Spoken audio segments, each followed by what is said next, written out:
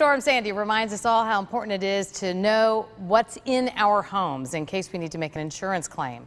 News Channel 5's Molly Reynolds has 5 apps that can help you if you ever find yourself in this situation. To get help with insurance claims, all you need is your smartphone. Many insurance carriers actually have their own claims apps. Just go to the Apple app or Google Play Store and search for the carrier's name. The Safe app for the iPhone and iPad lets you store and organize any important files or personal information that you typically store in a real safe.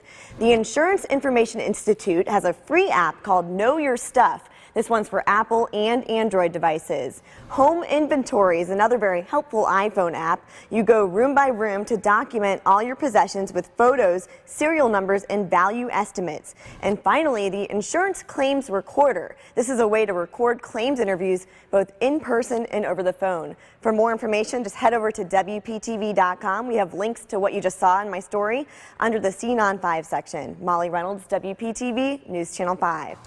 Still to come.